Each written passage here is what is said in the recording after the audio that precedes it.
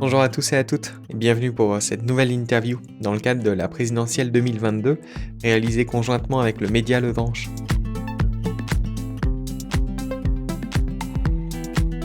Alors pour le pluraliste, donner la parole à des mouvements peu connus ou peu médiatisés, c'est notre raison d'être et c'est pour cette raison que l'on reçoit aujourd'hui Fabrice Grimal. Antoine, tu veux dire un mot pour Non, mais dire comme la dernière fois qu'on est très content de faire ça avec le pluraliste. On est très content aujourd'hui de recevoir Fabrice Grimal. L'enjeu pour nous, comme toujours, c'est d'éclairer nos lecteurs et nos auditeurs. Là, il y a un sujet d'enjeu qui arrive en 2022, c'est l'élection présidentielle. Et donc là, l'enjeu pour nous, c'est pas d'éclairer sur un sujet d'actualité en particulier, c'est d'éclairer sur cette grosse échéance en vous présentant tous les candidats et en essayant de creuser au maximum leur programme pour vous aider à faire un choix et pas à voter par défaut en avril 2022. Donc on est très content de faire ça, c'est notre deuxième épisode aujourd'hui et je vous propose du coup de découvrir tout de suite notre invité.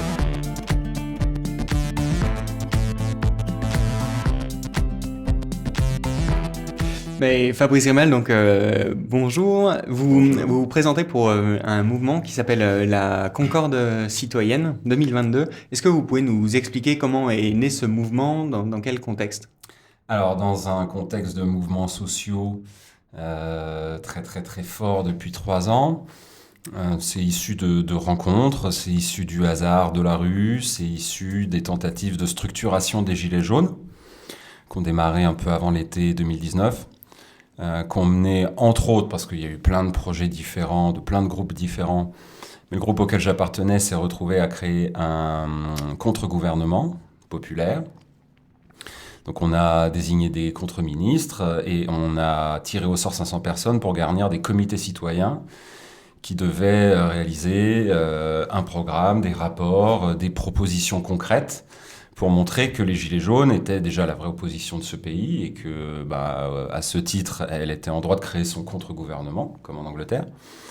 Et surtout de montrer qu'on était capable de discuter avec des experts, de créer notre propre programme, entre citoyens, puisque y a plein de types de citoyens, tout le monde travaille dans des domaines différents et expert de son domaine. Et quand les gens se réunissent pour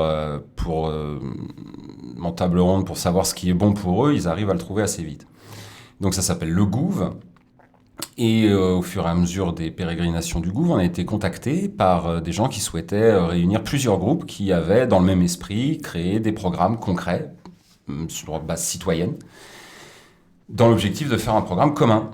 Donc on a appelé le programme des programmes. Alors il y avait des groupes très différents. Il y avait des groupes, on va dire, plutôt de gauche, plutôt de droite, parce que les Gilets jaunes, ça abritait vraiment de tout. Il y avait des groupes qui n'étaient pas issus non plus des Gilets jaunes. Il y a même un petit parti, Solidarité et Progrès, qui nous a aidés sur la partie banque, finance internationale. Donc, parti qui était incarné, disons, par Jacques Cheminade. Voilà. Et donc, on a bossé pendant plusieurs mois pour élaborer ce programme. On en est très très fiers parce qu'il est complet, il brosse à peu près tous les domaines, il est chiffré, il est précis, il est conforme aux aspirations populaires, aux 42 premières propositions des Gilets jaunes, aux 59 premières revendications du vrai débat, enfin à tout ce qui était sérieusement sorti des mouvements sociaux de ces dernières années. Donc des revendications à la fois démocratiques, de pouvoir d'achat, de justice sociale. Et donc on s'est demandé si ce programme pourrait être confié à quelqu'un déjà connu, de crédible dans la sphère politique ou dans la sphère citoyenne, quelqu'un qui serait en accord avec nos idéaux donc de justice sociale, de justice fiscale, de souveraineté du peuple, c'est-à-dire de démocratie réelle, et d'indépendance de la nation. Et il se trouve que il n'y en avait pas, on n'a pas trouvé, ni parmi les figures les plus connues, on va dire, des Gilets jaunes, ni parmi le personnel politique qu'on connaît bien et dont on sait qu'il n'y a pas grand-chose à espérer. Vous avez proposé de prendre en charge l'incarnation du parti? Moi, j'ai rien proposé du tout. Non, pardon, quand je dis vous, c'est les mouvements qui se rassemblaient. Vous avez démarché des gens qui vous ont dit non? Non, on a regardé la liste des gens disponibles, déclarés. Et on s'est dit, soit ils sont efficaces, mais ils n'ont pas du tout nos idées, donc ça sert à rien. Soit il y a à peu près personne de disponible. Donc on va désigner en interne, et donc chaque groupe a fait une élection sans candidat pour désigner son champion, entre guillemets. Et ceux qui ont été désignés par chaque groupe se sont retrouvés. Et ils se sont désistés en ma faveur. Donc je me suis retrouvé... donc moi j'avais été désigné par le gouv. Et donc me voilà depuis juin candidat à l'élection présidentielle pour la Concorde citoyenne et le programme des programmes. Alors justement, en préparant l'interview, on s'est posé une question, alors juste pour revenir à ce que vous disiez. Est-ce que vous avez été capable de définir une sorte de positionnement politique ou pas du tout? Ou au contraire, justement, vous ne voulez pas en avoir? Quand vous avez justement regardé un petit peu, scruté les programmes des candidats, est-ce que naturellement vous avez été plus à gauche, plus à droite, ou alors c'était transpartisan? Alors c'est très difficile parce que effectivement c'est un projet très clairement transpartisan. Alors je sais que les gens d'extrême gauche détestent l'aspect transpartisan. Ils disent si t'es ni de gauche ni de droite, c'est que t'es de droite. C'est une position un tantinet sectaire. Un certain nombre de gens préfèrent voir leur pays crever si c'est pas eux qui le sauvent et eux seuls. Nous, c'est pas notre cas. On pense que de la même manière que Macron a fait le en même temps du pire de la gauche et du pire de la droite, ce qu'on appelait avant l'UMPS et que maintenant on appelle En Marche, il y a un en même temps à faire du meilleur de la gauche et du meilleur de la droite, puisque c'est tout simplement ce que les Français ont au fond d'eux. Finalement, vous avez peut-être 20% de Français qui mourraient pour leur étiquette de gauche ou de droite. Les autres s'en foutent, soyons sérieux. Ce qu'ils veulent avant tout, c'est mieux vivre. C'est des mesures de bon sens aussi. Et ça, c'est pas idéologique. On a un système politique basé sur l'alternance gauche-droite, qui est devenu de plus en plus une fausse alternance, qui part d'un présupposé qu'on est censé accepter un package. Donc vous allez prendre un package gauche dans lequel vous allez avoir des bonnes idées et des mauvaises idées de gauche. Et la même chose à droite. Là, on est dans un état d'urgence, urgence sociale, urgence démocratique tellement grave qu'il faut aller chercher les bonnes idées là où elles sont. C'est tout. Donc, et elles ne sont pas toutes à gauche ou toutes à droite. Ça se saurait. Donc voilà pour le côté marqueur politique. Marqueur politique. Alors après, il y a une étiquette qu'on peut nous mettre assez facilement, qui est l'étiquette de souverainiste, puisque nous, on souhaite la souveraineté à tous les niveaux. La souveraineté du peuple, c'est-à-dire le pouvoir sur lui-même, des référendums fréquents, et le RIC, les RIC, on va y venir. pour que le peuple soit réellement souverain, et différents dispositifs qui lui donnent vraiment, qui garantissent l'initiative et le dernier mot, sur tous les sujets importants. Souveraineté du peuple, souveraineté sanitaire, on l'a vu avec la crise du Covid, souveraineté alimentaire qu'on vient de perdre, souveraineté énergétique, qui est un problème majeur. En fait, souveraineté tout court, c'est-à-dire l'indépendance de la nation. Nous, on est pour quitter l'Union européenne. Et plein de choses ont fait débat dans nos négociations entre groupes pour faire le programme, mais ça n'a pas fait débat. On était tous pour la sortie. Donc on peut dire de nous qu'on est des souverainistes, même si le mot n'est pas forcément apprécié à sa juste valeur dans tel ou tel cercle de la société. Mais bon, il faut faire avec.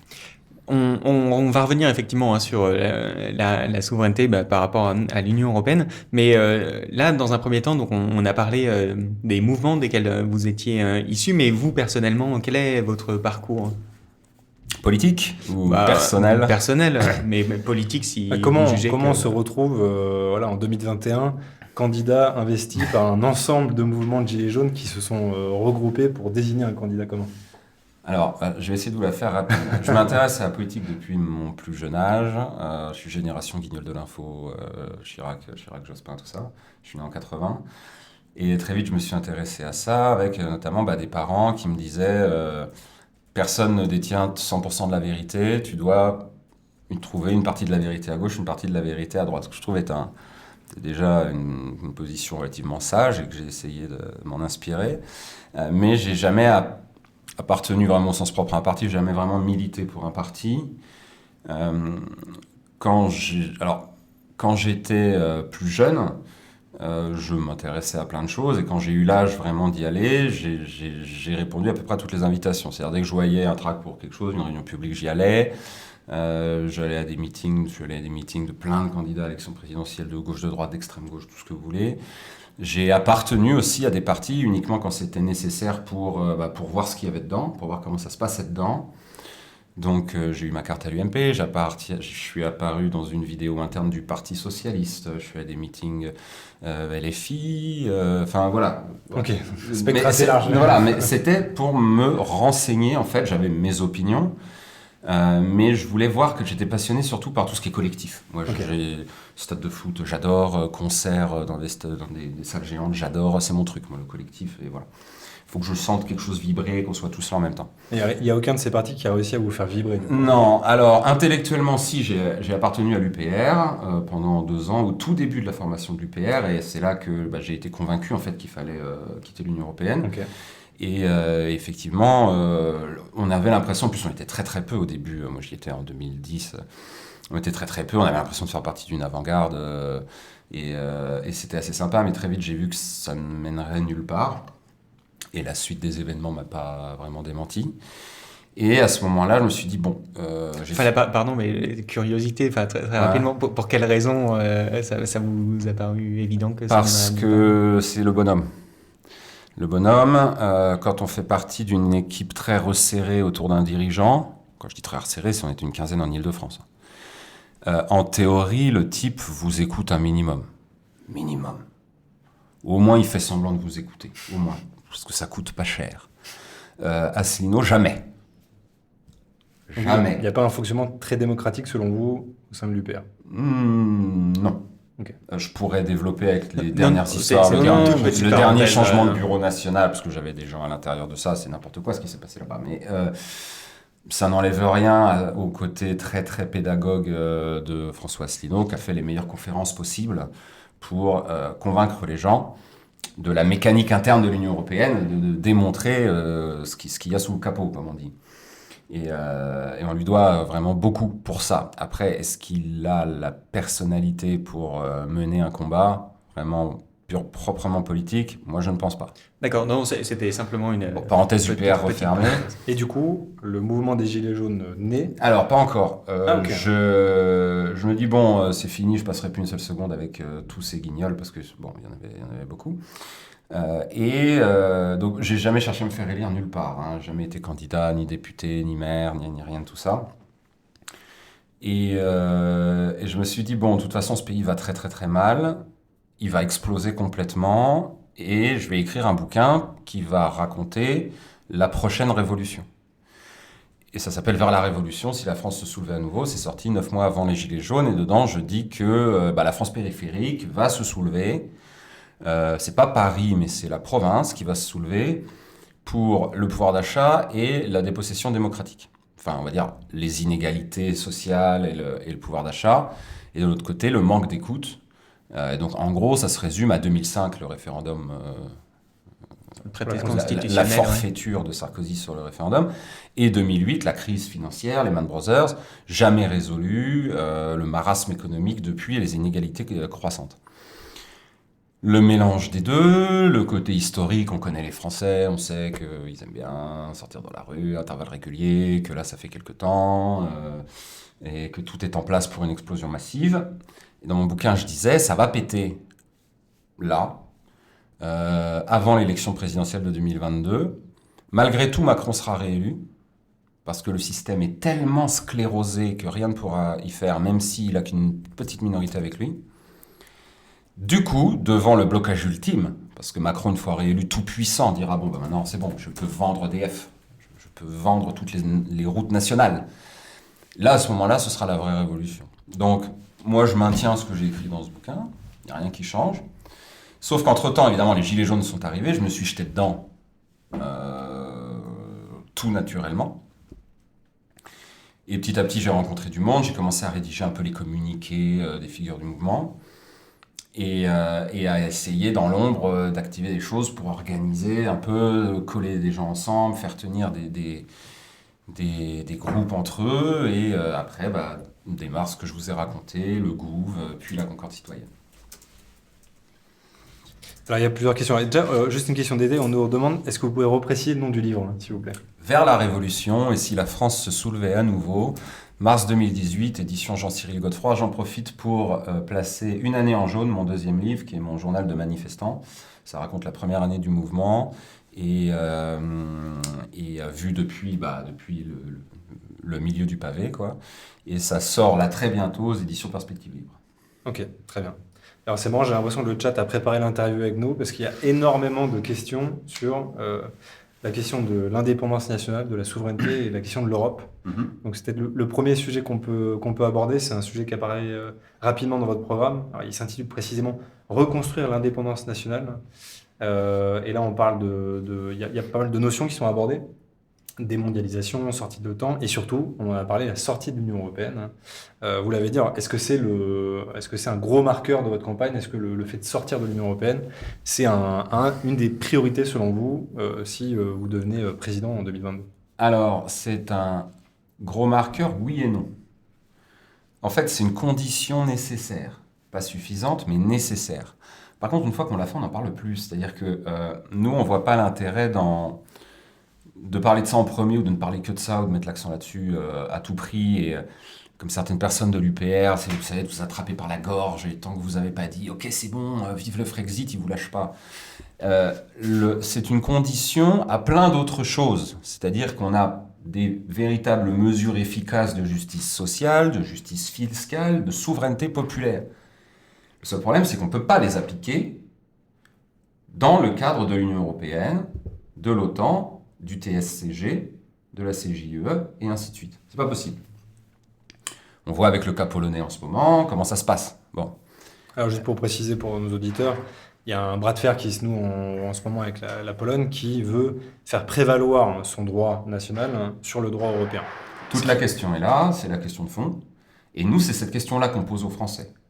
Quelle est la loi que vous voulez voir prévaloir? Est-ce que c'est la loi française ou est-ce que c'est la loi européenne? Il y a déjà beaucoup de Français qui pensent que la loi française prévaut. Alors, point de vue purement théorique, la Constitution prévaut sur les traités européens. Jusqu'à la ligne où elle abdique totalement en faveur des traités européens. Voilà. C'est-à-dire que si l'Europe s'amusait à transformer des équilibres constitutionnels en France, elle n'a pas le droit. Par contre, le Conseil constitutionnel français s'est officiellement démis de toute possibilité de contester quoi que ce soit venant de l'Europe qui ne soit pas du domaine purement constitutionnel. C'est-à-dire toutes les politiques sociales, toutes les politiques économiques, fiscales, affaires étrangères, frontières, tout ça, le Conseil constitutionnel français dit noir sur blanc, je ne m'en occuperai pas, je ne saisirai jamais la grande cour, jamais. Voilà. Donc, au final, dans les faits, oui, c'est bien l'Europe qui décide, et il suffit d'écouter les responsables européens qui le disent de manière très, très, très, très, très explicite, qui le disent depuis 20 ans et qui le répètent chaque jour un peu plus. Donc, je pense que là-dessus, il n'y a plus débat. Il y a les gens à qui ça plaît. Ils disent, OK, nous, on veut que décider à 27, on veut que ce soit une décision collective. Le problème, c'est qu'on ne décide pas à 27, il y a toujours un 28e qui arrive, ou un parmi les 27 qui est plus fort que les autres. Donc, soit c'est Berlin, soit c'est Washington. Mais c'est quasiment plus Paris, c'est jamais Athènes, ça c'est sûr. Donc oui. Vous croyez pas du tout à la possibilité de refonder l'Europe? Pas du tout. C'est impossible. Parce qu'on a vu, il y a plusieurs candidats qui ne militent pas pour la sortie de l'Europe, mais pour la refonte des traités européens. Pour vous, le divorce est consommé, il faut se sortir Alors, de l'Union écoutez, européenne. c'est pas à moi de dire ce que je pense de mes concurrents, mais ceux qui disent ça, en tout cas, sont des hypocrites ou des menteurs, ou les deux. Ou ils sont ignorants. Ignorants des textes, et ignorant de l'histoire de l'Union européenne, de tout ce qui s'est passé récemment. L'Union européenne, c'est de pire en pire. On pouvait encore faire les malins il y a 25-30 ans. Il y a beaucoup de gens qui restent sur leurs souvenirs d'il y a 15, 20, 25, 30 ans. Ils oublient qu'entre-temps, il y a eu le traité de Lisbonne, ils oublient qu'entre-temps, il y a eu le TSCG, ils oublient qu'entre-temps, il y a eu tout ça. Ça change, il faut mettre à jour ses connaissances. Peut-être le TSCG, vous pouvez expliquer Traité sur la stabilité financière européenne suite à la crise de 2008. En gros, c'est le traité qui dit que notre budget, en fait, doit être validé par l'Union européenne. Que les GOP, les grandes orientations de politique économique décidées par la Commission, doivent s'appliquer. Alors on nous dit, c'est du soft power, c'est juste des recommandations. Putain, mais c'est pas vrai, quoi. Mais les gens se renseignent pas, c'est pas possible.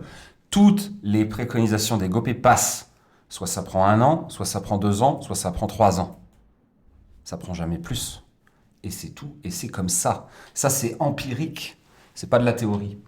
Donc, et à passe parce que c'est un jeu de négociation permanente où si vous voulez conserver encore un peu de ce qu'arrange la France dans la PAC, eh ben, il faut lâcher sur ça, lâcher sur ça, lâcher sur ça, lâcher sur ça. Et malgré tout, vous allez perdre ce qui vous intéresse dans la PAC. Au bout d'un moment, vous le perdrez. Voilà. Et on l'a déjà perdu d'ailleurs. Donc, c'est pas du tout un jeu à somme nulle, c'est pas du tout un jeu gagnant-gagnant.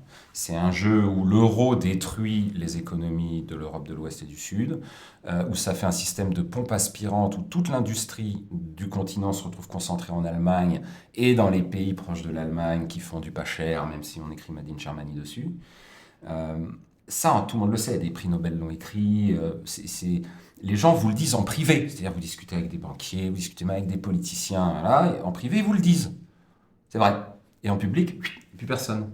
Un type, je ne veux pas balancer, mais il mérite tellement que je le balance, un certain Nicolas quelque chose, avec un nom composé au double, là, qui en privé dit des horreurs, pour qui est politiquement correct, et vous explique que l'Union européenne, il faut en sortir, Frexit instantané, toute son équipe autour de lui dit ça, et dès qu'il y a une caméra, terminé. Uniquement par différenciation vis-à-vis de Marine Le Pen. Voilà, c'est uniquement du calcul politique bête et méchant. J'ai la même chose à gauche, évidemment, je ne lâche pas les blases tout de suite, mais on va peut-être les lâcher tout à l'heure. Mais bon, donc il faut cesser l'hypocrisie. Nous ne sommes plus souverains. La France est devenue un État vassal d'une espèce de superpuissance germano-américaine. Est-ce que c'était vraiment ça son destin? Moi, je ne crois pas. On est un des pays les plus riches du monde, la deuxième puissance maritime. On a les meilleurs ingénieurs du monde. Si nous, on n'est pas capable de s'en sortir tout seul, alors que la Norvège s'en sort tout seul sous prétexte qu'elle extrairait quelques barils de pétrole chaque année et que ça suffit, c'est bon, pour être tout seul, faut arrêter le délire. Donc, on a un plan pour sortir de l'Europe. Peut-être ça intéressera. On va y venir justement, parce que la sortie de l'Europe, ça implique beaucoup de choses. Alors déjà, une question qu'on a envie de poser, c'est une question qu'on a déjà dû souvent vous poser, mais qu'on s'est posé nous-mêmes et qu'on nous a posé. C'est quel accueil vous pensez auraient les marchés financiers d'une annonce comme ça? Alors c'est une question facile, hein, mais qui est revenue très souvent. Vous devenez candidat, vous annoncez un Frexit. Selon vous, quel impact ça a sur les marchés financiers et sur la capacité de la France à se financer notamment? Alors, c'est la deuxième partie de la question qui répond à la première. C'est-à-dire qu'on a peur des marchés financiers quand on n'est pas capable de se financer tout seul. Soit par l'épargne interne des Français, soit par création monétaire, on va dire, saine.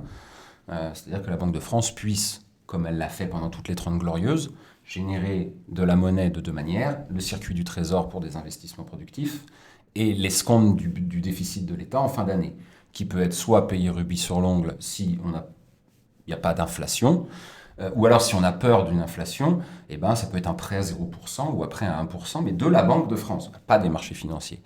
Donc on peut s'en passer.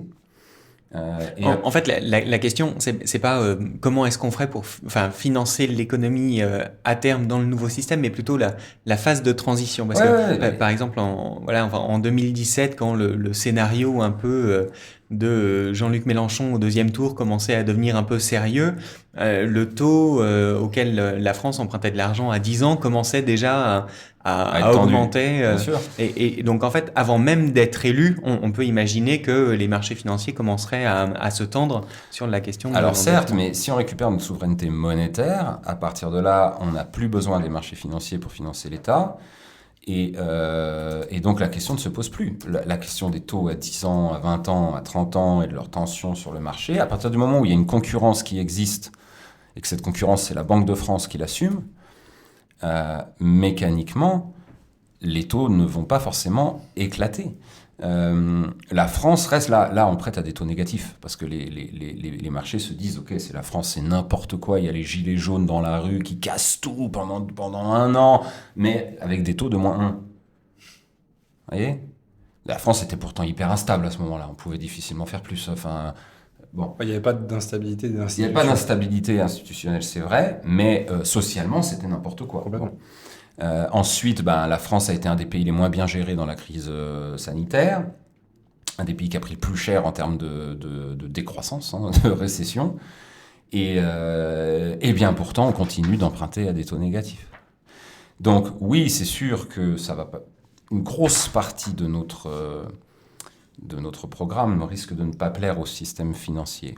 Il n'y a pas que cette histoire d'Union européenne, il y a tout le reste, et il y a tout ce que justement la sortie de l'Union européenne va permettre. Alors justement, on voulait y venir parce que dans votre programme, ça a pour conséquence également de sortir de l'euro et du coup de revenir au franc. Est-ce que vous pouvez revenir un petit peu là-dessus du coup? Alors, revenir au franc, non, passer au nouveau franc. Nouveau franc. 1 pour 1. 1 euro égale 1 franc, ça permet d'éviter la valse des étiquettes. Vous savez, le 24,99 € qui devient 13 francs 18 et qui de coup devient 14 francs 99. Voilà, parce que c'est des prix psychologiques. Pour éviter ça, c'est 1 pour 1. Comme ça, la dette des gens, l'épargne des gens, tout, c'est 1 pour 1. On garantit évidemment la dette des Français. Nous, on est pour une annulation partielle de la dette de l'État, uniquement celle qui est détenue en propre par la Banque de France et qui n'a strictement rien à voir avec l'épargne des Français. C'est juste une ligne sur le bilan de la banque et c'est quasi totalement virtuel. Donc celle-là, on peut l'annuler en conservant la dette de l'État qui est contenue dans les assurances-vie, les plans épargne-logement, les PEL, les PEA, les livrets A et tout ça.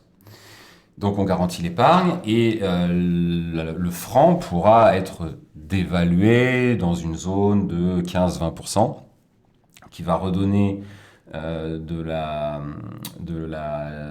latitude et de l'air pour nos exportations. Et donc c'est la base, vraiment la toute première étape nécessaire si on veut réindustrialiser le pays, qu'on veut voir revenir des usines dans ce pays. Il n'y a pas d'économie saine sans production.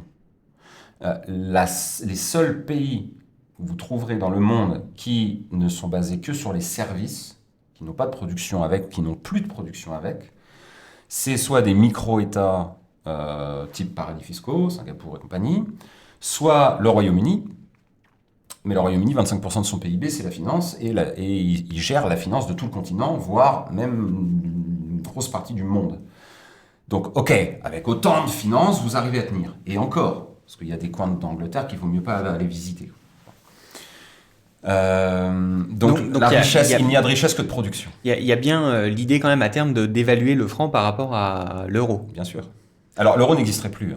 Si la France en sort, l'euro éclate dans la minute et tous les pays qui sont dedans en sortent le même week-end que nous. Donc, ok, ça c'est un effet collatéral que vous souhaitez d'une certaine manière, enfin l'explosion de la zone euro ? Oui. Ah bah bien sûr, tout grec, tout espagnol, tout italien, tout portugais doit souhaiter l'explosion de la zone euro. Les Grecs qui ont voté oui, enfin plutôt qui ont voté non au, comment on appelle ça, au truc de la Troïka là, en Grèce, là, le mémorandum de la Troïka, les Grecs ont voté non, leur non voulait dire sortie de l'euro. C'était écrit noir sur blanc, dans les débats c'était clair, il n'y avait pas d'autre solution, quoi. C'était sortie de l'euro, retour à la drachme. Donc c'était le vote souverain des Grecs. Et Tsipras s'est assis dessus parce que Trichet à l'époque a menacé de lui couper les vivres. Ça s'appelle l'ELA, c'est l'aide d'urgence de la Banque Centrale Européenne qui donne des fonds aux banques centrales nationales en cas de problème. Il a dit, nous on te donnera rien. Et donc la solution c'était de sortir de l'euro, récupérer la drachme, faire fabriquer des drachmes et puis on n'en parlait plus. Mais il ne l'a pas fait. Pourquoi ? Parce qu'il avait peur, il a sûrement été menacé et en plus il était très corrompu. Donc c'est pour ça que quand Mélenchon dit... Vous vous basez sur quoi, pour dire très corrompu ? Les articles de l'époque, on retrouvait les comptes en Suisse de membres de sa famille, de membres de son parti. D'accord. Voilà, c'est simple. Donc quand Mélenchon disait « je suis le Tsipras français », vas-y mon gars, tu trahis un référendum. c'est ça que tu veux faire vraiment ? Donc bon, tout ça n'est pas très sérieux. Donc oui, le retour à l'euro, le retour au franc, c'est vraiment le condition sine qua non de faire une politique économique, tout simplement. Il n'y en a pas d'autre. Tant qu'on n'est pas maître de notre taux d'intérêt, tant qu'on n'est pas maître de notre taux de change, tant qu'on n'est pas maître de l'émission de notre monnaie, de notre taux d'inflation domestique, tant qu'on n'est pas maître de ça, on n'est maître de rien en fait. On en revient à la question de la souveraineté finalement. Souveraineté monétaire, économique, monétaire. C'est clair. Et il y a une autre conséquence également que vous évoquez dans le programme, c'est la question de la Bourse de Paris. Ouais. Est-ce que vous pouvez nous en dire un peu plus sur cette question de régulation de la finance et notamment de la Bourse de Paris ? Alors la Bourse de Paris a été totalement dérégulée par les socialistes. Donc influence Fabius, Bérégovoy et compagnie, Jean-Yves Abraire, toute cette clique-là qui avait trempé dans les magouilles du Crédit Lyonnais. C'est eux qui ont dérégulé la bourse en 92. Leur objectif était de faire de la place de Paris une deuxième City. C'est socialiste. Ils ont échoué lamentablement, puisque évidemment ça ne tient pas qu'à ça. Mais bon, au passage, ils ont libéralisé totalement la bourse. Avant, il y avait un contrôle des capitaux, avant, il y avait des limites, avant, il y avait plein de choses qu'ils ont totalement abolies. Donc cette bourse de Paris totalement libre et non faussée s'est retrouvée vendue à la bourse anglaise. Fusionnée, on dit, mais bon, pas- hein, voilà. Donc vendue à la bourse anglaise dans un machin qu'on appelle Euronext. Alors, il y a euro dessus, ça fait bien, puis il y avait Francfort avec. Et on se disait, non mais ça au moins c'est bien, parce que c'est européen, c'est les 3 plus grosses places financières de l'Europe qui sont ensemble, comme ça c'est solide, ça peut concurrencer la City. Que nenni. Donc il n'y a jamais d'apprentissage, c'est-à-dire qu'on va jamais chercher les gens qui ont dit ces conneries-là, ces salades-là, pour les mettre au pied du mur, leur mettre la tête dans un pilori et dire les enfants vont vous jeter des œufs pour l'ensemble de vos mensonges pendant des années, qu'on peut vérifier noir sur blanc. Donc cet Euronext-là merveilleux a été vendu à une boîte qui s'appelle ICE, qui est au Delaware, donc un État paradis fiscal américain. Et ICE a introduit la bourse en bourse à New York. Donc vous pouvez acheter des actions de la bourse. Voilà où on en est là maintenant tout de suite. Donc c'est un acte de souveraineté d'avoir une bourse à Paris. Si celle qui est à New York veut y rester, elle se restera la bourse de rien du tout en fait, puisqu'on coupera les tuyaux et on recréera une bourse ici, ou sinon on la saisira. Voilà, parce qu'aujourd'hui elle est totalement dématérialisée. Il n'y a plus rien dans le Palais Brongniart. Il a été vendu à GL Event et dedans il y a des séminaires d'entreprise qui s'organisent. Je sais, c'est mon métier. Donc, elle est dématérialisée. Il y a des hubs, des data centers un peu partout. Et puis, elle est surtout c'est un peu comme un esprit, un peu un fantôme qui serait présent un peu partout, qui entrait les salles de marché de toutes les banques, en fait, qui, connectées entre elles, donnent la Bourse de Paris. Mais il n'y a plus de building, il n'y a plus rien. Donc, il n'y a plus que des règles qui n'existent pas, parce qu'il n'y a quasiment plus de règles. Et il y a l'AMF qui n'a pas un sou pour travailler. Sans vouloir caricaturer, ils sont sous MS-DOS alors que les autres ont des ordinateurs quantiques. Donc à un moment donné, on ne veut pas leur donner les moyens d'aller réguler la bourse. Donc tout ça doit être national. Et donc pour ça, c'est saisi, quoi. Saisi. Alors juste pour les auditeurs, l'AMF, c'est l'autorité des marchés financiers, qui est un peu la police des marchés financiers en France. Sauf qu'ils n'ont pas les moyens de leurs ambitions. Quand vous êtes premier votre promo, on vous fait un pondeur chez Goldman Sachs. Et puis ne finissent à l'AMF que ceux qui ont vraiment la conviction chevillée au corps de vouloir sauver la patrie, sauf qu'on ne leur donne pas les moyens de le faire, informatique, personnel. Et puis les derniers de la classe, ceux qui n'ont pas été pris par Goldman Sachs. C'est pas leur faire offense ou injure de dire ça, hélas c'est vrai. Et moi je fais une grande école de commerce, donc j'ai des copains dans les grandes banques et des copains à la Banque de France ou à l'AMF. Et les uns me disent oh là là, quand le régulateur arrive, oh là là, on sue, c'est chaud. Vraiment, nous, on fait très attention. Ça, c'est mes copains de banque. Et puis mes copains de la Banque de France, eux, me disent ils nous noient dans leur jargon, ils nous jettent dans des data rooms où il y a trop de trucs à lire, c'est pas possible. On comprend rien, on n'a pas assez de temps pour les auditer, on peut rien faire, ils jouent pas le jeu. Voilà. Donc tout ça doit changer. Ok. On revient encore une fois à la question de la souveraineté qui est centrale du coup dans vos propos. On va peut-être faire une transition sur un autre sujet vraiment important de votre programme. Hein. C'est la démocratie. Enfin, vous avez mis en avant le fait que vous vouliez vraiment venir à une démocratie réelle. Donc, c'est une grosse revendication des Gilets jaunes. Dans votre programme, il y a la volonté de... vous en avez parlé, mettre en place le RIC sous toutes ses formes. Vous pouvez expliquer en quoi ça consiste et comment ça s'appliquerait Donc le référendum d'initiative citoyenne, et effectivement qui peut prendre plusieurs formes. C'est ça. Alors, déjà expliquer un peu la philosophie générale de tout ça. C'est un peu d'en revenir à ce qui fonctionnait dans l'esprit d'origine de la 5e. Parce qu'il y en a qui nous disent on veut la 6e République, d'autres qui disent on n'est pas mélenchoniste, donc on veut la 7e République, bientôt la 8e.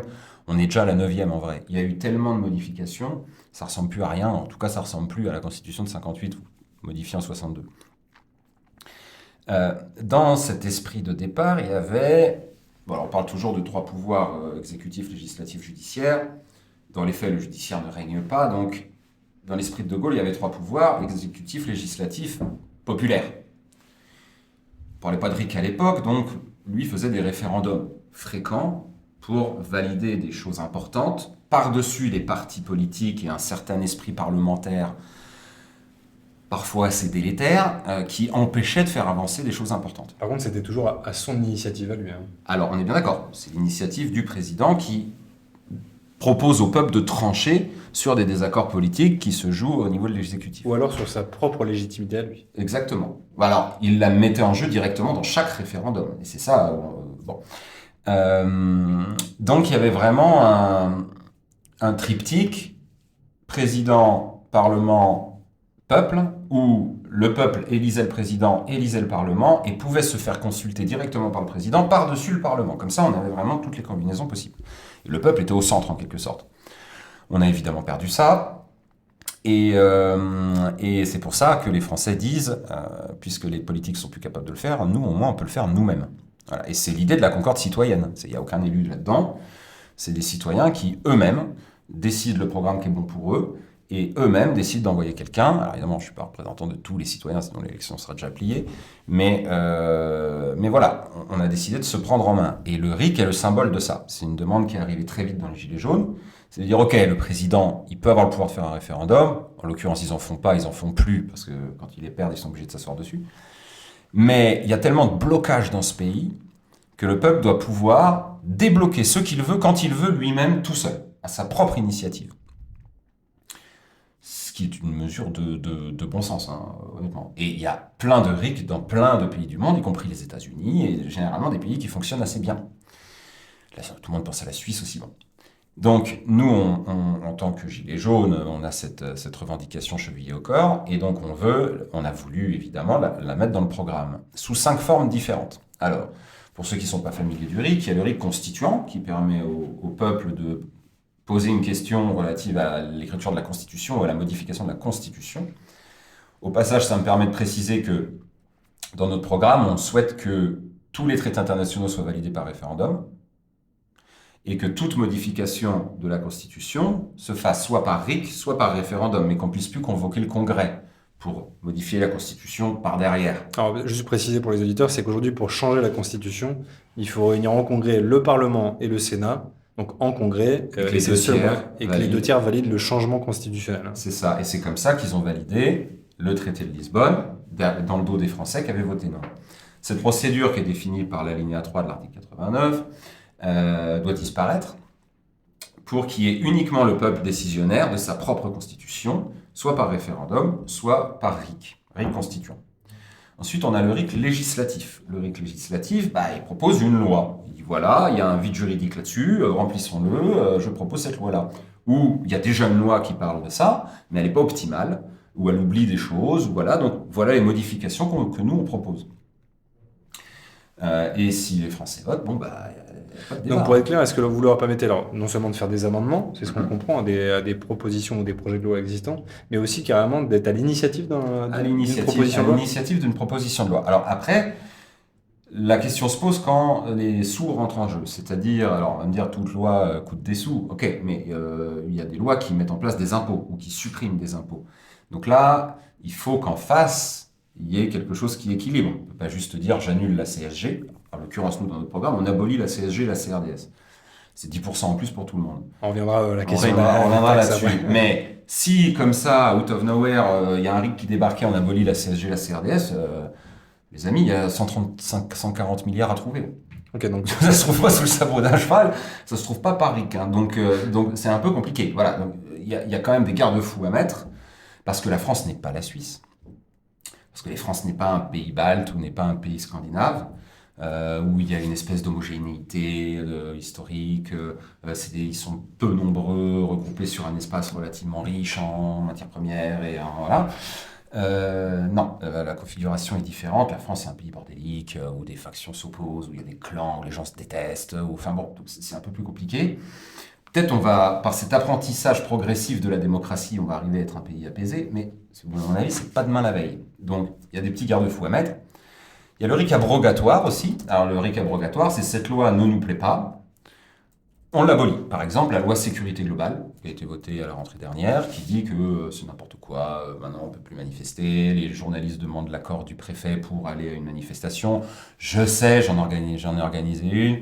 en Normandie, et une réunion publique, et la préfète a fait valoir ça pour interdire aux journalistes de venir à ma rencontre. Du coup, ils sont venus à ma rencontre avant, sur un marché où on avait pris rendez-vous pour faire semblant de se rencontrer au hasard.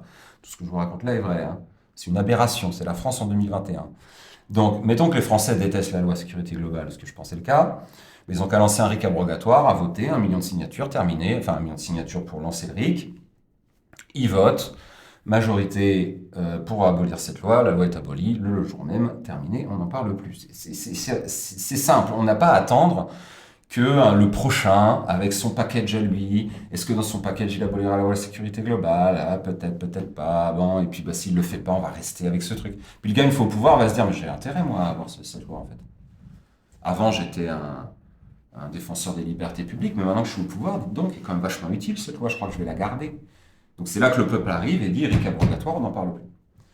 Et il y a le RIC révocatoire. Donc le RIC révocatoire, c'est pour un élu qui ne ferait pas son travail, ou qui aurait des casseroles énormes, où la justice s'en soucierait pas trop, parce que, voilà. À ce moment-là, on peut révoquer directement l'élu. Alors, nous, on ne veut pas créer une chasse aux sorcières, et surtout, on réduit drastiquement le nombre d'élus. On abolit les régions, donc il n'y a plus d'élus régionaux, on remplace les élus départementaux par un tirage au sort de maires du département et de citoyens. On réduit le nombre de députés, on en tire une partie à la proportionnelle, et on réduit le nombre de sénateurs. Pour quelle raison ça vous semble nécessaire de réduire le nombre de députés et de sénateurs? Parce que là, ils votent, visiblement, l'Assemblée nationale fonctionne bien à 42. Toutes les dernières lois hyper importantes sur les libertés publiques et autres choses très importantes ont été votées à 42. Alors, donc nous, on en garde 450, hein. C'est 10 fois plus. Mais là, c'est un petit peu... Il faut rembourser 10 fois plus que ça.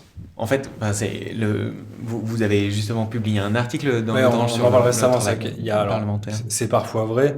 Il faut faire attention au processus législatif. Il y a parfois des votes en première lecture, qui sont des votes issus des commissions. Donc, c'est des députés qui se réunissent à 40 ou 50, où l'enjeu de première lecture n'est pas déterminant.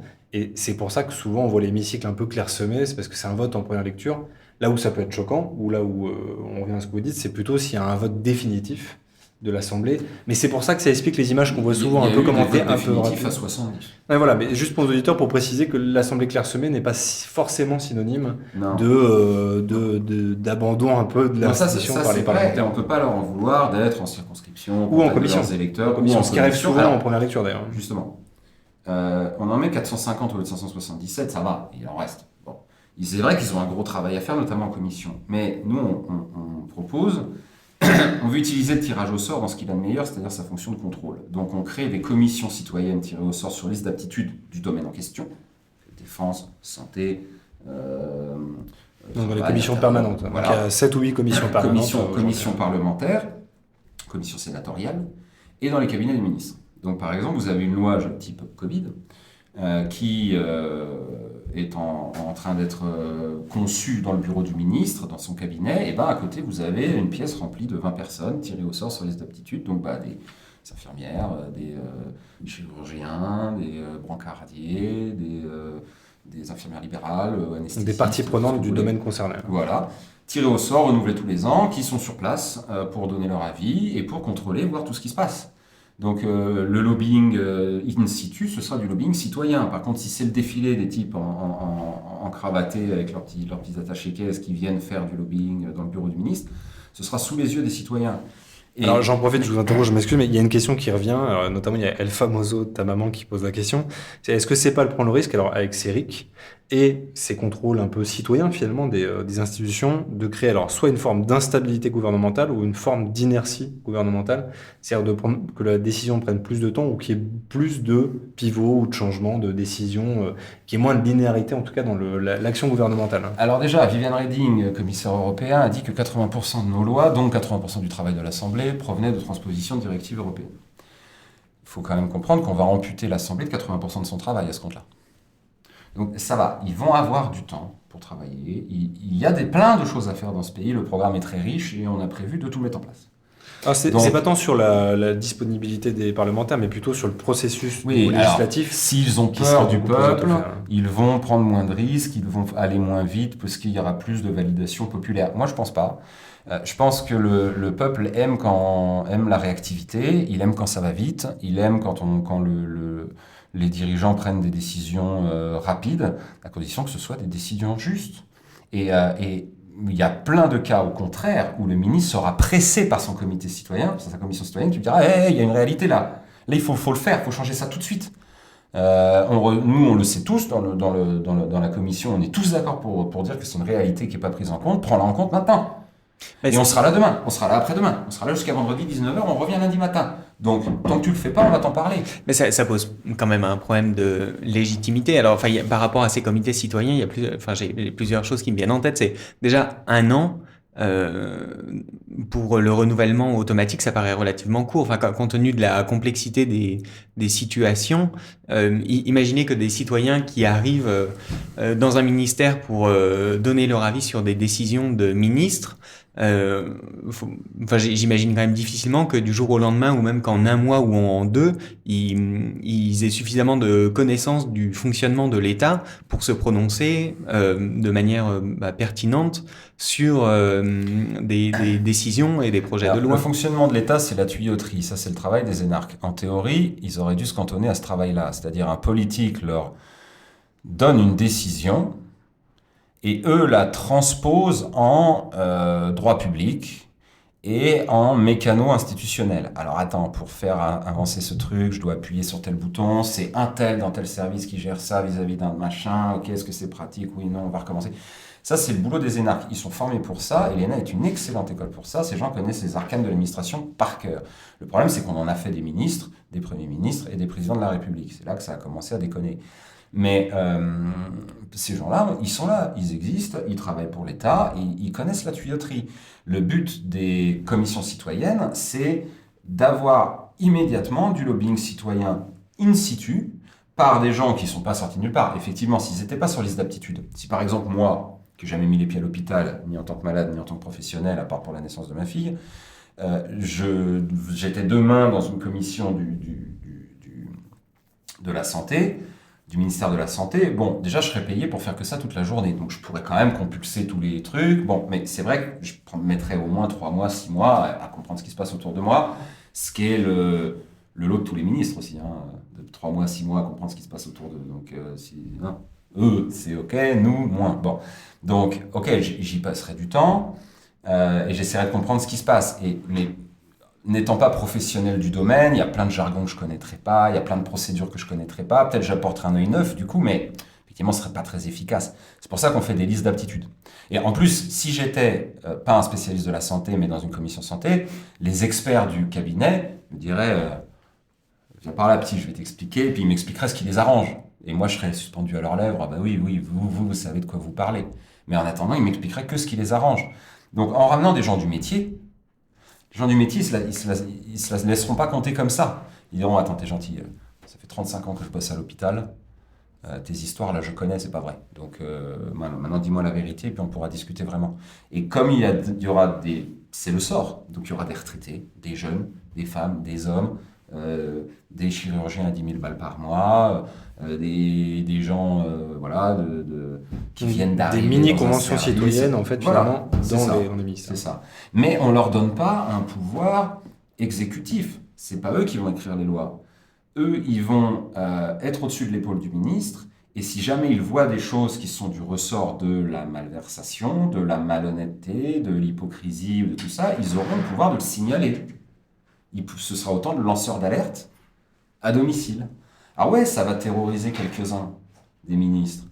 Ceux qui sont incompétents ne voudront pas que ça se voit trop. Vous savez, ceux qui étaient à l'agriculture, puis à la culture, puis à la santé, puis à la défense, puis aux affaires étrangères, puis en fait, ils sont compétents nulle part s'ils sont compétents partout. Donc, ils ne veulent pas que ça se voit trop. Donc, à la télé, ça va, ils préparent et tout, c'est bien. Mais au quotidien, ça éclatera. De toute façon, comme on va être un pays qui va retrouver sa souveraineté, on va pouvoir retrouver des vrais politiques. Parce qu'aujourd'hui, il n'y a rien à faire, hein, n'importe qui peut être ministre. Il suffit de prendre ce que Viviane Reding dit. Qu'est-ce que l'Union européenne dit sur mon domaine? Elle dit ça. De toute façon, le Parlement est déjà en train de le transposer. mettre mon nom sur une loi qui raconte plus ou moins la même chose. Tout le monde sera content comme ça.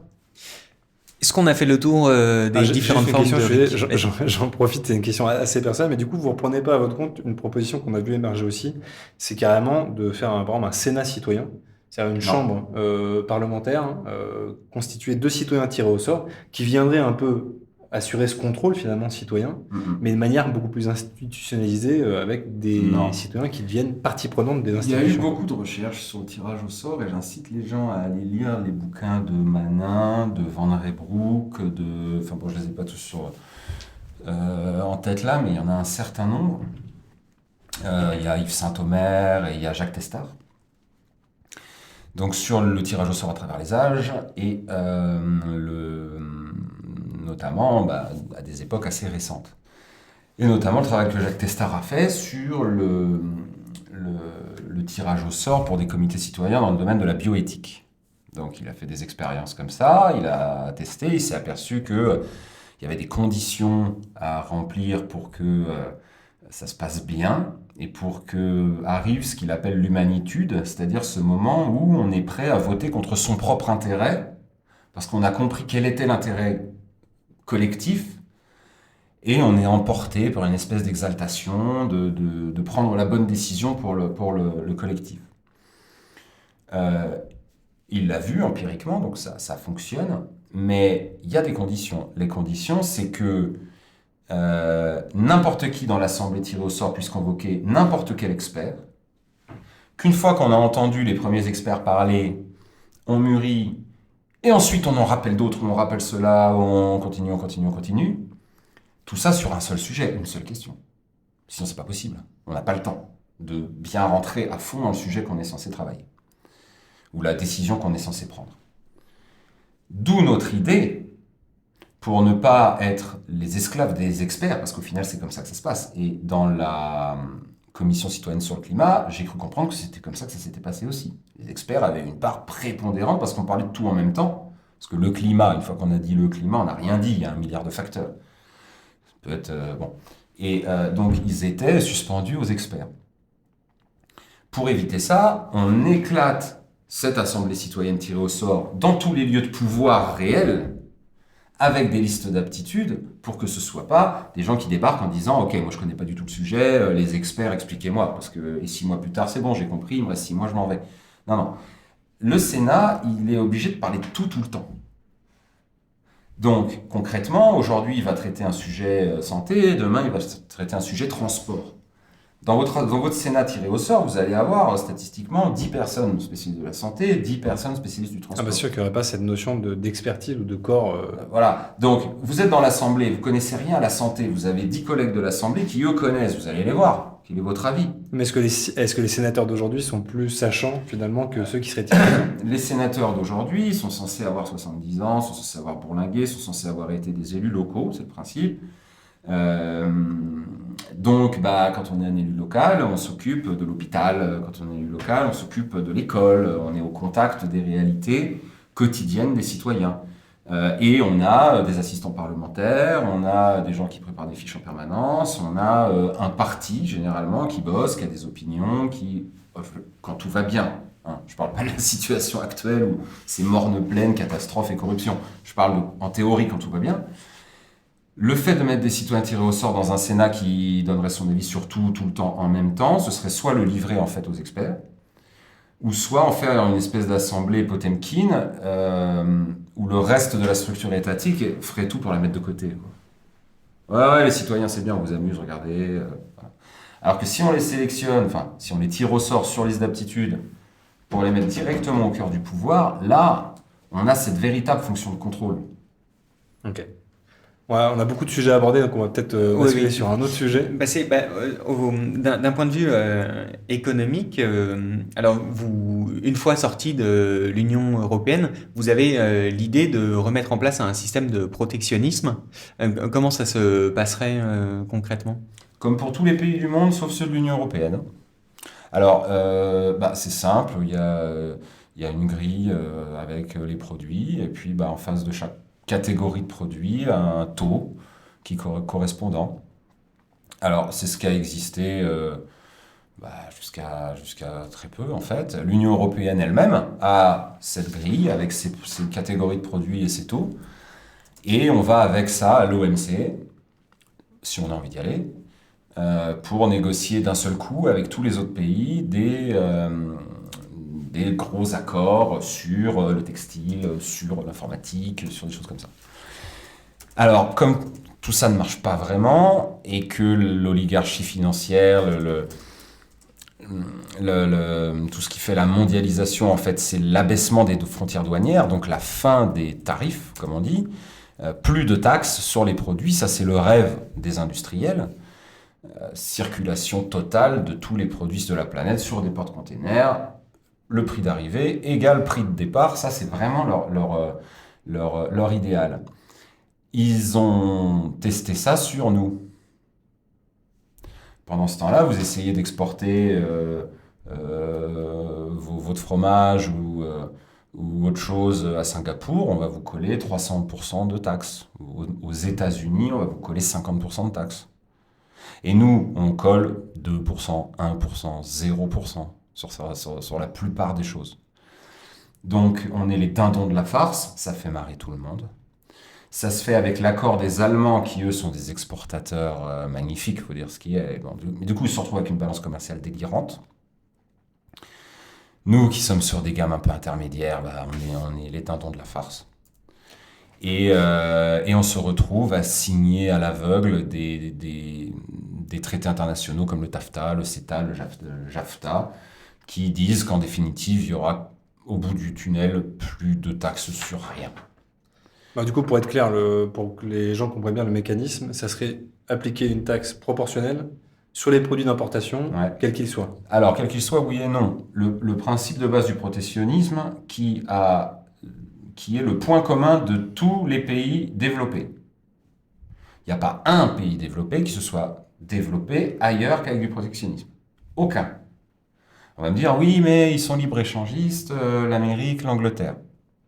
Ils ont fait ce que les économistes appellent retirer l'échelle derrière eux. C'est-à-dire ils se sont développés avec le protectionnisme, et une fois qu'ils étaient devenus les patrons, libre-échange pour tout le monde. Comme ça, le plus gros peut gober les autres.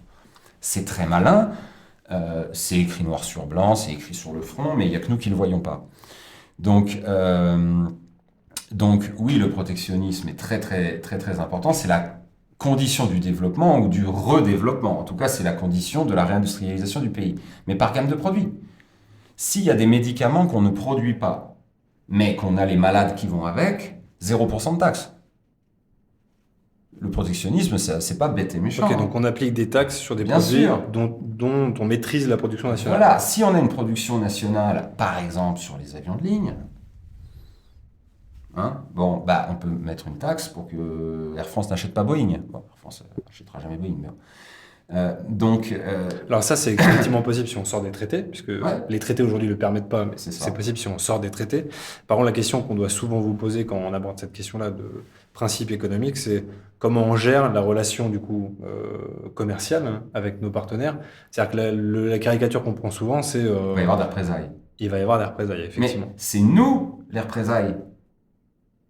C'est-à-dire C'est-à-dire la Chine, la Russie, l'Amérique du Nord, l'Amérique du Sud nous taxent déjà nos produits. Et nous, on ne les taxe pas les leurs. C'est nous les représailles. Il faut prendre les choses dans l'ordre. Une mesure équilibrée d'échanges commerciaux. C'est un rééquilibrage. Pur et simple. Alors évidemment, on va me sortir la déclaration de tel officiel chinois ou de tel officiel américain qui dit attention, si vous commencez à mettre des taxes, là le Roquefort, ça va plus être 50%, ça va être 500%. Non mais c'est du bluff. C'est du bluff éhonté. Et évidemment, ça passe dans des journaux possédés par des industriels qui ont intérêt à ce qu'il n'y ait aucun tarif. Parce que c'est un truc de multinationales où moins il y a de taxes, mieux on se porte.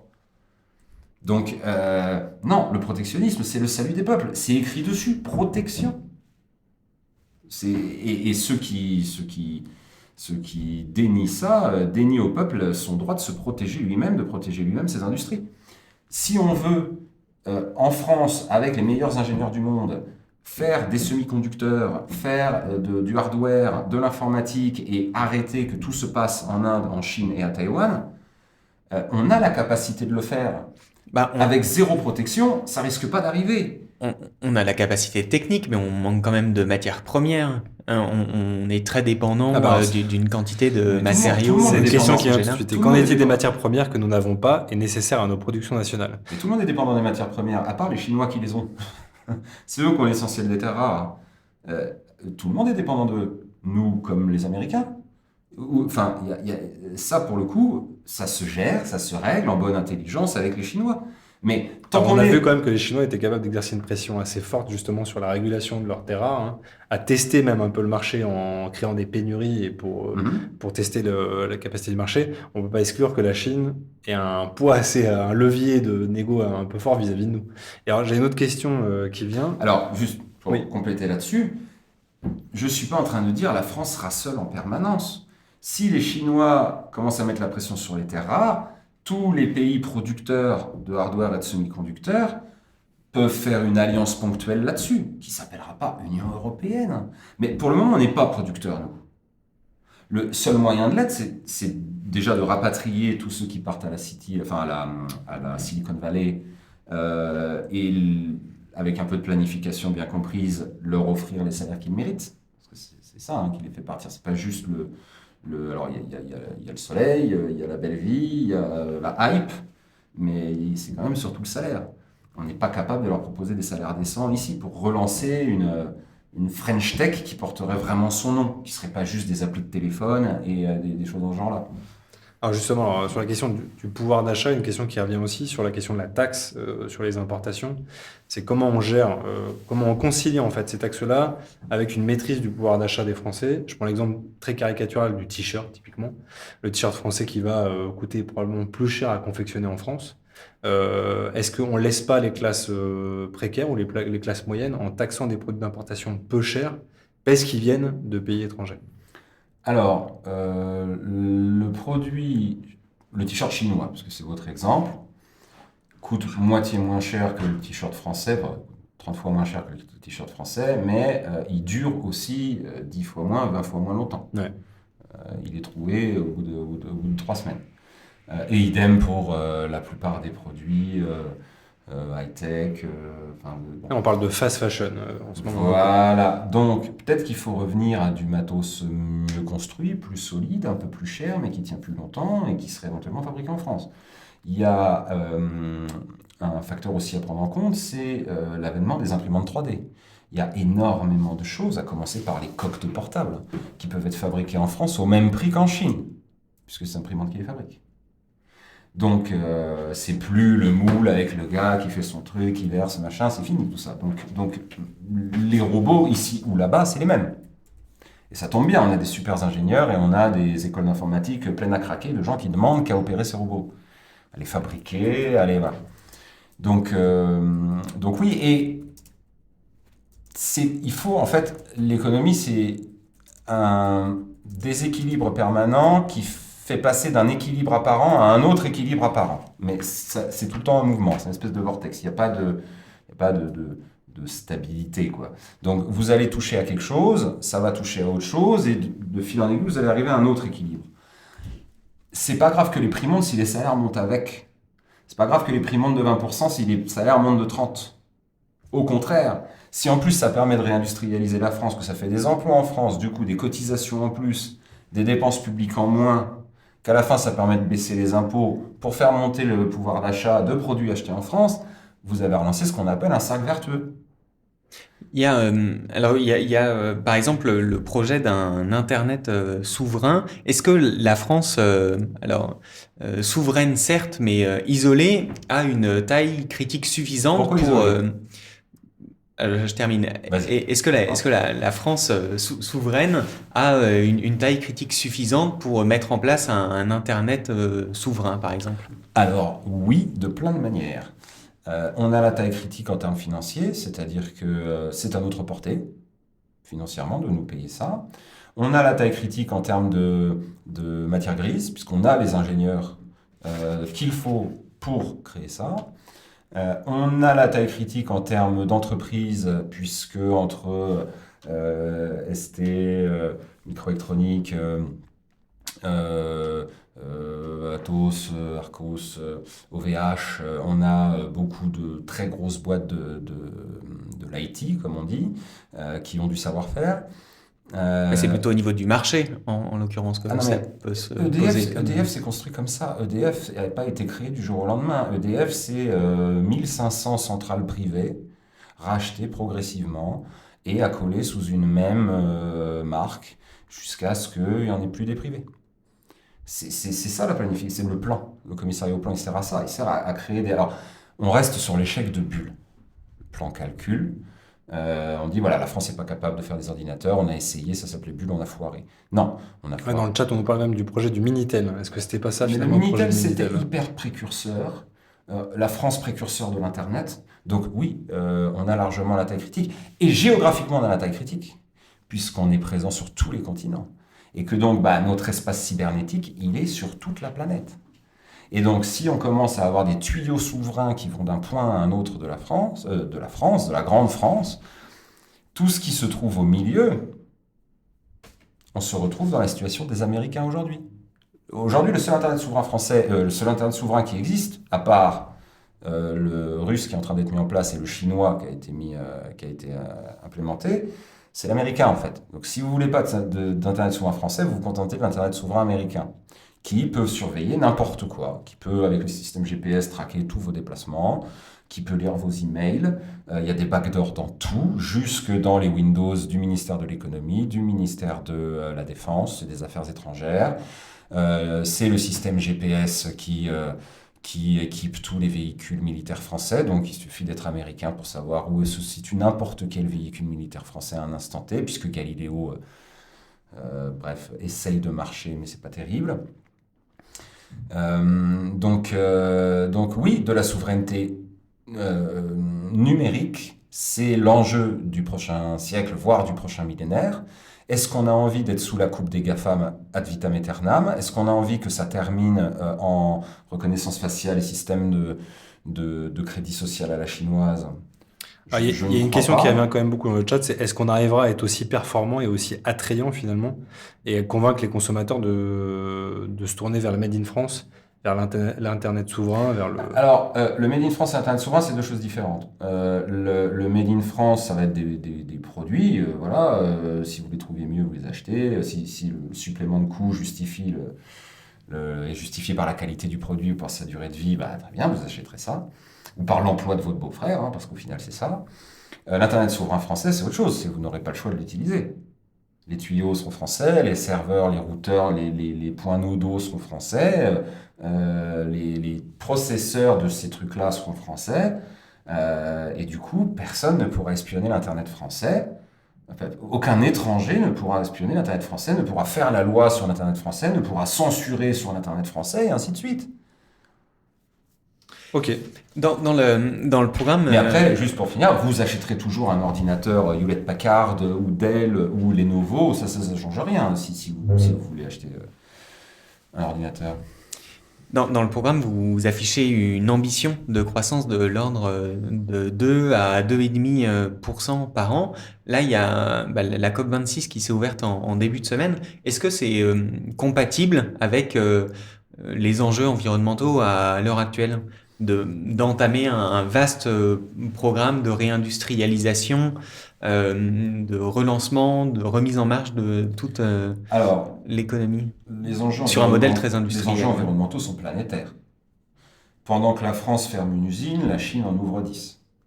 Donc si au lieu de fermer une usine chaque jour, la France en ouvre une chaque jour, la France continuera d'être un des pays les moins contributeurs en CO2 de la planète. Ce qui fait sa fierté, c'est très bien comme ça. Donc, je vois où vous voulez en venir, les arguments contre la réindustrialisation qui sont des arguments écologistes, pseudo-écologistes, puisque c'est bien d'avoir un air pur, mais s'il n'y a pas d'emploi, s'il n'y a pas de boulot, s'il n'y a rien à mettre dans l'assiette des gamins, c'est quand même pas terrible. Voilà, donc il y a des priorités. Moi, je suis gilet jaune. C'est la fin du mois. Et la fin du mois est plus urgente que la fin du monde, puisque la fin du mois, c'est à la fin du mois. La fin du monde, c'est pas quand c'est. Voilà. Et je vais peut-être paraître un peu iconoclaste, mais ceux qui, au début, Club de Rome, 72, Ceux qui en 72 nous disaient que c'était foutu au début des années 90 avaient tort, pilori. Ceux qui au début des années 90, GIEC, nous disaient que c'était foutu en 2010, qu'on aurait fois X, plus de banquise, c'est écrit noir sur blanc, avaient tort. Ceux qui en 2010 nous expliquaient qu'en 2030 c'était foutu, là on est en 2022 bientôt, on voit bien que ça va pas être foutu en 2030. Alors on nous explique qu'en 2040 où Bordeaux sera sous l'eau. Rendez-vous en 2040. Est-ce que ceux qui ont dit ça se jetteront dans la Garonne si jamais Bordeaux n'est pas sous l'eau? Est-ce qu'on s'en souviendra? Est-ce qu'on leur rappellera qu'ils nous ont mis en bateau? Pas sûr. Donc, non, la fin du mois d'abord. Ok. On est quasiment au bout de l'interview. On a un exercice qui est très cadré par souci d'équité entre les candidats. Alors moi j'ai une question du coup. Est-ce qu'il y a un sujet important qu'on n'a pas abordé avec vous? Nous, on a toujours un sujet en réserve qui est la question des médias. Mais est-ce qu'il y a un sujet important que vous auriez voulu aborder qu'on n'a pas eu l'occasion d'aborder? On a plein de choses j'incite les gens donc à aller sur la concorde-citoyenne2022.fr et à lire entre autres le programme agroécologie. On parle beaucoup d'écologie, mais alors de véritable écologie au sens propre et bien terrien du terme. D'aller lire le programme, on en a un peu parlé tout à l'heure, mais monnaie, dette, finance, parce qu'il y a tous les détails nécessaires. Sur la fiscalité, on est très fiers de notre micro-taxe sur les transactions financières, qui nous permet de supprimer la CSG et la CRDS. Et on n'a pas eu l'occasion d'aborder, mais effectivement, il y a la question du financement un peu du programme. On n'a pas le temps de rentrer dans tous ces détails-là. Juste que ceux qui nous regardent sachent que tout n'est pas encore en ligne, parce qu'on n'est pas pressé. Pour le moment, on est les seuls à avoir balancé au moins 150 pages de programme. Il en reste une cinquantaine. Ça arrive, ne vous inquiétez pas. Il y a le programme en bref sur le site qui dit déjà beaucoup de choses. Mais pour les thèmes détaillés, on a 12 sur 20 pour le moment. Le 20e sera le budget. Donc vraiment, avec tous les détails. Je mets le lien vers la Concorde citoyenne 2022 et le programme en bref, justement, dans le chat pour ceux qui sont curieux et qui veulent le découvrir. Merci beaucoup. Et après, du coup, je suis totalement disponible pour parler des médias. Ok, c'est peut-être un bon sujet de conclusion, c'est un sujet qui nous intéresse particulièrement.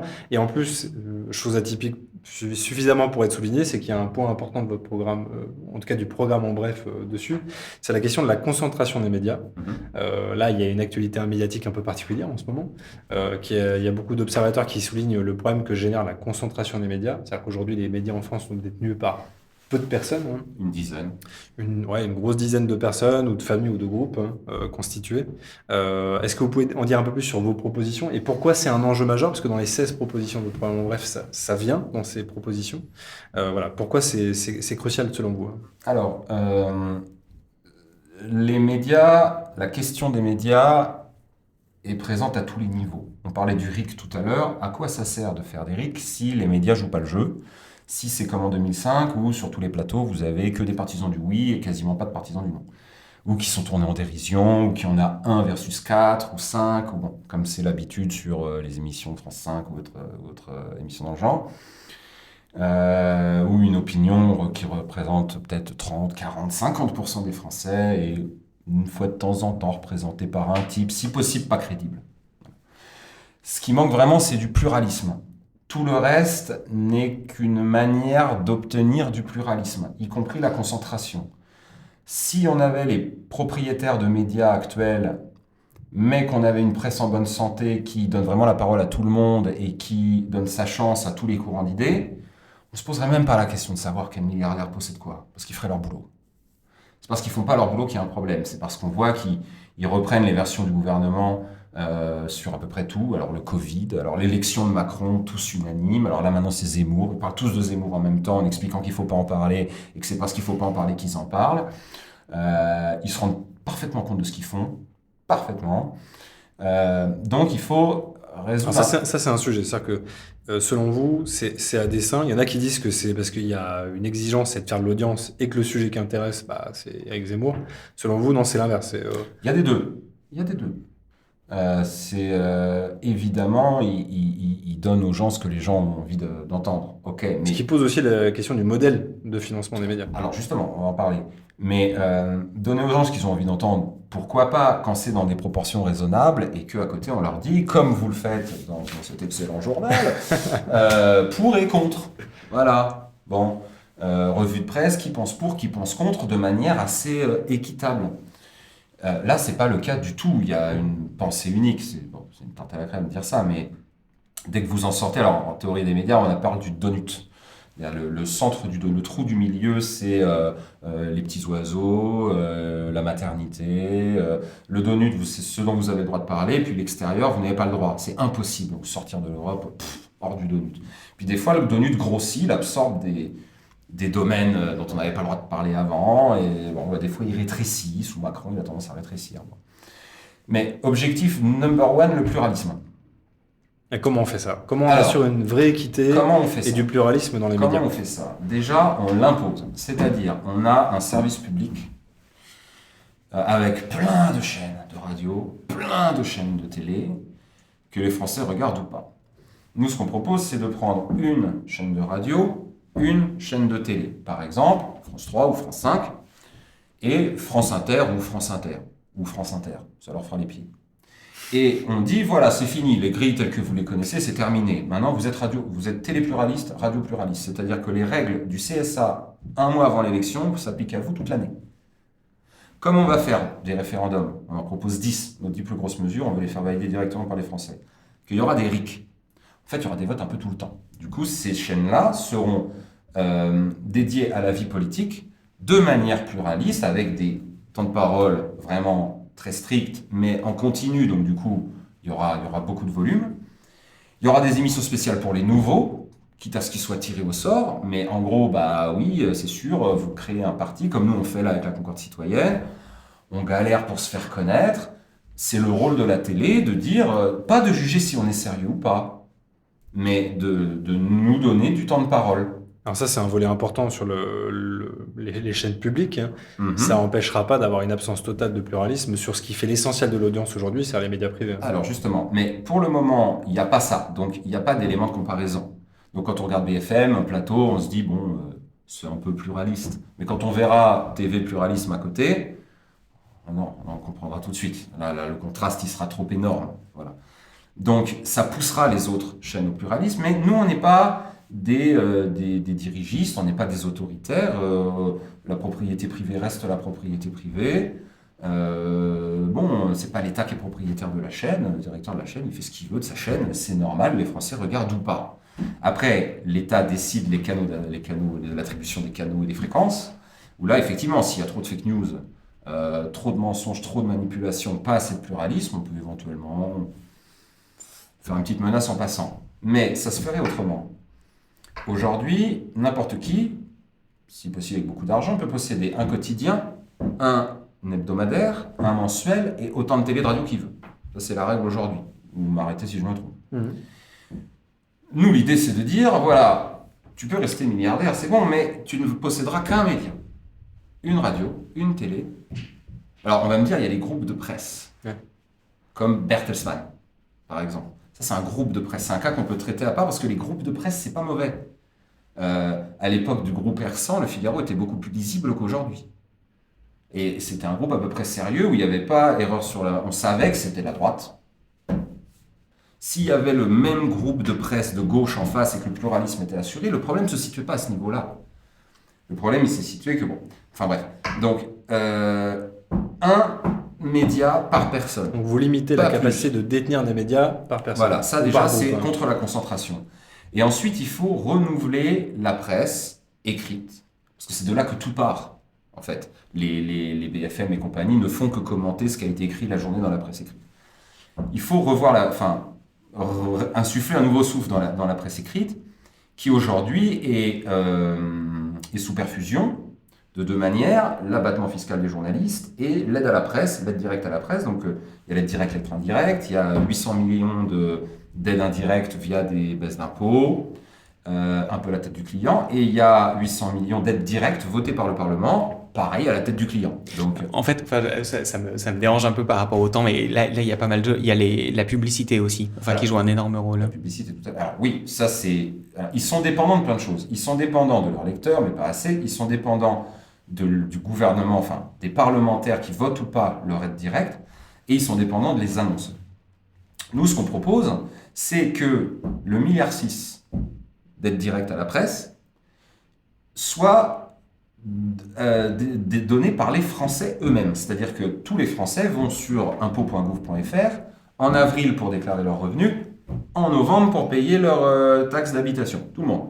Donc 2 fois par an à 6 mois d'intervalle, vous déclarez à quel journal vous donnez votre part d'aide à la presse. 1,6 milliard divisé par 47 Donc millions. ça se rapproche de la proposition de Julia Cagé qui propose effectivement d'avoir un montant que chaque citoyen pourrait allouer. Et un montant qui ne dépend pas des impôts que vous payez, évidemment. C'est pas parce que vous êtes riche que Non, vous qui est allez une sorte donner beaucoup. oui, effectivement, qui serait un montant fixe, c'est ce qu'elle C'est ça. propose, qui est une sorte de, comment on appelle ça, de souscription, pas de souscription, mais de C'est comme un abonnement, ce qu'on paye pour la télé. mais ça reste anonyme. Redevance, Ça, redevance. voilà, ça vous abonne pas pour autant au Oui, journal, bien sûr, ça reste anonyme. Non, mais c'est un montant qu'on peut décider librement Qu'est-ce qui se d'application. passerait concrètement? Libé meurt dans la minute parce que personne ne lit ce torchon. Bon. Le Monde. On alors, vous laisse propriétaire de vos propos. J'assume. De toute façon, ils feront jamais rien sur moi et ce serait mauvais signe.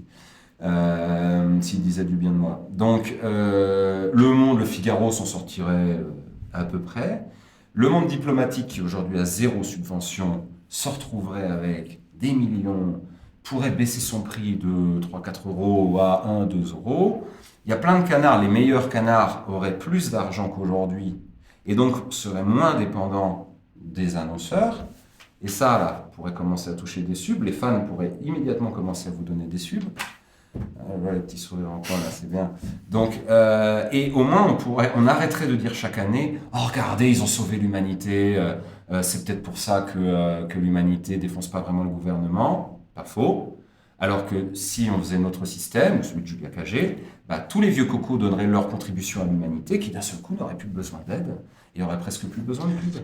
Et par exemple, assez rapidement, le modèle du canard enchaîné, qui fonctionne sous forme de coopérative, c'est pas quelque chose qui vous inspire? Parce que finalement, la racine du problème, c'est quand même celle de la propriété. En fait, quand le Washington Post a été racheté par Jeff Bezos, donc le patron d'Amazon, le premier éditorial de l'équipe disait « Nous connaissons suffisamment le capitalisme pour savoir que la propriété n'est pas différente du contrôle. » Et donc en fait, c'est celle-là aussi la question fondamentale, c'est qui détient le média, et ce serait pas Alors, finalement l'idéal que les médias appartiennent à leurs alors journalistes? moi, j'ai une vision un peu anglo-saxonne là-dessus, j'avoue.